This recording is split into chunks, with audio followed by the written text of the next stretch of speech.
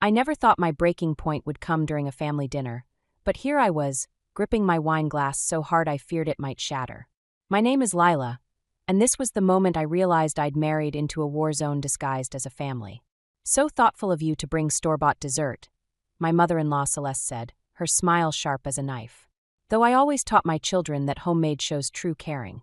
I watched my husband Ethan shrink into his chair, suddenly fascinated by his pot roast.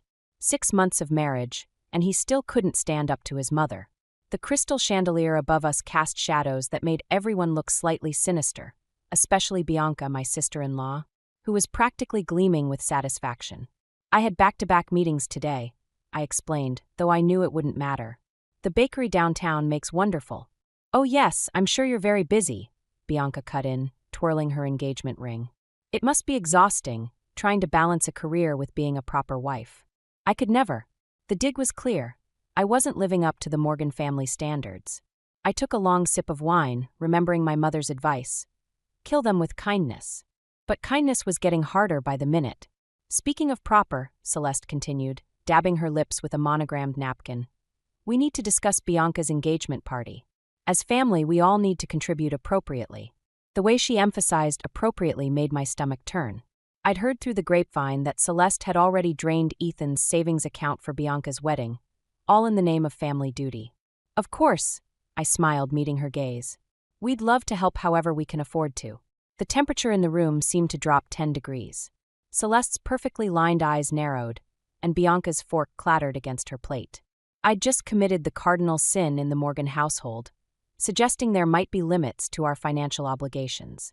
As I looked around the table at their faces, I realized this wasn't just about money or homemade desserts. This was about power, and I just challenged the queen.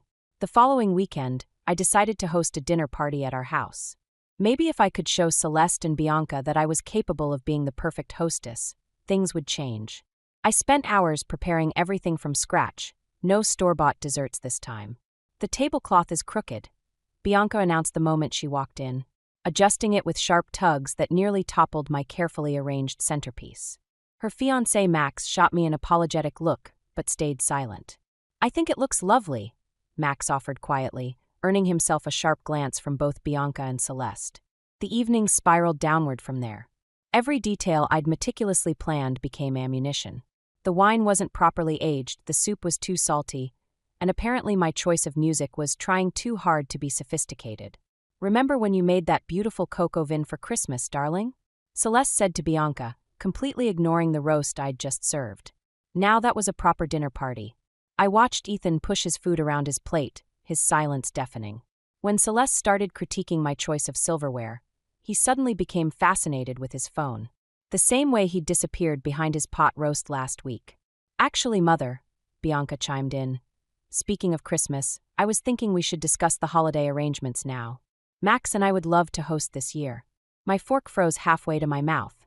Ethan and I had already planned to host Christmas, our first as a married couple. We'd talked about it for months. "What a wonderful idea." Celeste beamed. "It would be so special to have Christmas at Bianca's new house. Don't you agree, Ethan?" I turned to my husband, waiting for him to speak up, to remember our plans, to show any sign that he was still on my side. Instead, he nodded and mumbled, "Whatever everyone wants." That's when I knew. This wasn't just about winning over my in-laws anymore. This was about saving my marriage from a family that was slowly suffocating it. As I watched Bianca and Celeste exchange triumphant looks across my carefully set table, something inside me hardened. They wanted a war.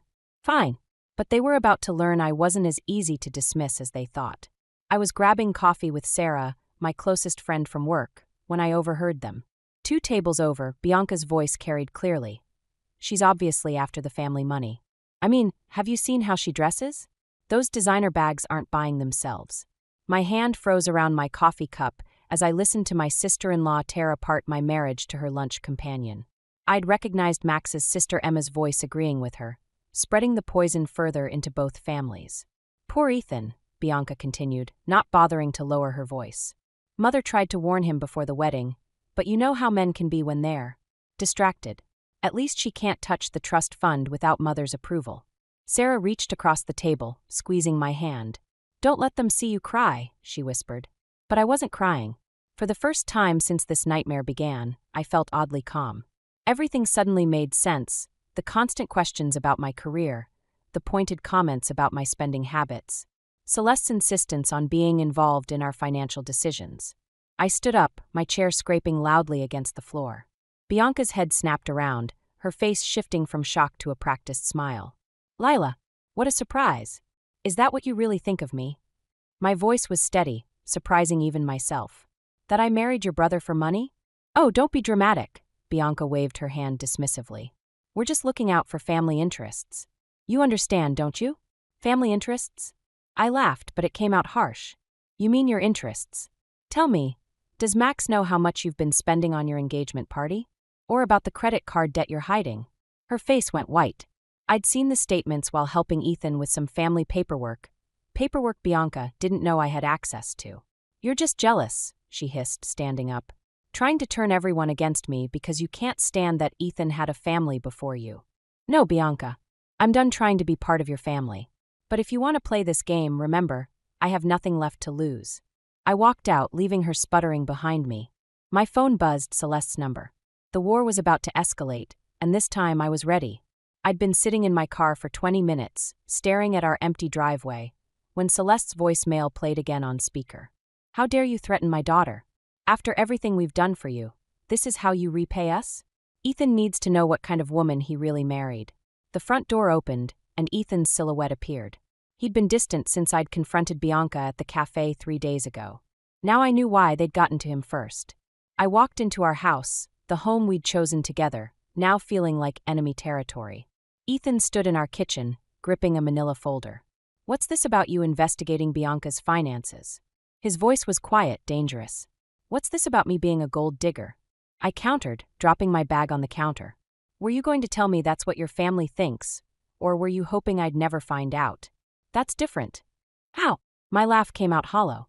"How is it different, Ethan? Your sister spreads lies about me, your mother treats me like a criminal, and you just stand there. Always standing there, saying nothing." He ran his hand through his hair, a gesture I used to find endearing. "They're my family, Lila. And what am I?" The silence stretched between us like a chasm. My phone buzzed, a text from Max. "We need to talk. About Bianca. About everything." "I need time to think," Ethan finally said, avoiding my eyes. "Maybe you should stay with Sarah for a few days." I felt something break inside me, but not in the way I expected. Instead of pain, there was clarity. I looked at my husband, really looked at him, and saw what I'd been avoiding for months. A man who would always choose his family's version of reality over mine. "You're right," I said, surprising us both. "I should go. But Ethan, while I'm gone, ask your mother about the trust fund she's been holding over my head. The one I didn't know existed until your sister started running her mouth about it." His head snapped up, confusion crossing his face. I grabbed my bag and headed for the door, my phone buzzing again with Max's incoming call. It was time to find out just how deep this family's secrets went. The cafe where I met Max was nearly empty, which suited our conversation perfectly. He slid a stack of papers across the table, his hands shaking slightly. "Bianca doesn't know I found these," he said quietly. "She's been forging my signature on loan applications. The engagement party? It's just the tip of the iceberg." I flipped through the documents, my coffee growing cold. Credit card statements, bank loans, and something else. Transfers from Ethan's accounts to Bianca's, dating back months before our wedding. My phone buzzed. A text from Celeste. "Dinner tonight. Non-negotiable. We need to discuss your contribution to the engagement party." "There's more," Max said, watching my face. "Celeste has been enabling this for years. She uses the family trust fund to cover Bianca's debts, then holds it over everyone's heads. Even Ethan." The cafe door chimed. Bianca walked in, freezing when she saw us. Her perfectly applied makeup couldn't hide her pallor. "What's going on here?" Her voice wavered between sweet and threatening. "Just getting to know my future sister-in-law better," I replied, sliding the papers into my bag. "Max has been sharing some fascinating family history." Bianca's eyes darted between us, landing on Max's guilty expression. "Whatever she's told you about me is a lie," she said to him, but her voice cracked. "I haven't told him anything, Bianca. Your bank statements did all the talking." She grabbed Max's arm, her nails digging in. "We're leaving. Now." My phone buzzed again. "Ethan, Mother says you're causing problems. Please just apologize and pay for your share." "For me?" I looked up at Bianca, still clutching Max's arm, at her desperation to maintain control. I thought about Ethan, always choosing the path of least resistance. The engagement party is in 2 days, Bianca hissed. Don't ruin this for me, or I swear. You'll what? I stood up, gathering my things. Spread more rumors? Drain more accounts? I wonder what Max would think about the real cost of this party. I walked out, leaving Bianca sputtering threats behind me. Tonight's dinner with Celeste loomed ahead, a showdown I'd been avoiding for months. But now, armed with proof of their manipulation, I was ready. Let them try to force my hand. They were about to learn that some people are more dangerous when they have nothing left to lose. The engagement party sparkled with expensive champagne and fake smiles. I stood in the corner of the grand ballroom, watching Celeste work the crowd like a conductor leading her orchestra. Ethan hadn't spoken to me since I arrived, choosing instead to hover near his sister like a protective shadow. Time for the speeches. Celeste's voice rang out across the room. And a special announcement. My stomach clenched. I'd seen that predatory smile before. First, we must acknowledge the generous contributions that made this evening possible, Celeste continued, her eyes finding mine. Though some family members seem reluctant to share the financial burden. The room grew quiet. I felt dozens of eyes turn toward me. Mother, Ethan warned, but his voice was weak. No, let's be honest, Celeste pressed on. Lila has shown her true colors, refusing to contribute while spreading vicious rumors about Bianca's finances. I pulled the folder from my purse. You want honesty, Celeste? Let's talk about where the money for this party really came from. Lila, don't. Ethan grabbed my arm. Please. I yanked free. Your sister forged Max's signature for loans. She's been stealing from your accounts for months. And your mother's been covering it up. The room erupted in whispers. Bianca's face crumpled while Max stood frozen, champagne glass halfway to his lips. How dare you? Celeste advanced toward me. After everything we've done for you. Everything you've done? I laughed. You mean like draining Ethan's savings? Or spreading rumors that I'm a gold digger? Enough. Ethan's voice cut through the chaos. He turned to me, his face hard. You need to leave. Now. Are you serious? I stared at him, searching for any sign of the man I'd married. You're choosing them? Even now. They're my family, he said quietly. And what am I? He looked away, and in that silence I heard everything I needed to know. I dropped the folder at Celeste's feet, documents spilling across the marble floor like confetti. Congratulations, Celeste. You win. I pulled off my wedding ring and placed it on top of the scattered papers. He's all yours. As I walked out, I heard Max's voice rise above the murmurs. Is it true, Bianca? Did you forge my signature? Sometimes winning means walking away. And sometimes revenge is letting people face the consequences of their own actions. 3 days after the engagement party implosion, I was packing the last of my things when someone pounded on my front door. I opened it to find Max, looking disheveled and determined. You need to come with me, he said. Now. I'm done with Morgan family drama. Bianca's threatening to kill herself. She's locked herself in her apartment after I called off the engagement. Celeste is there, making everything worse. I should have felt vindicated. Instead, my stomach twisted. That's not my problem anymore. No, but you're the only one who has all the pieces. The only one who saw through their act. His voice cracked. Please. 20 minutes later, we stood outside Bianca's apartment. Celeste was already there, hammering on the door.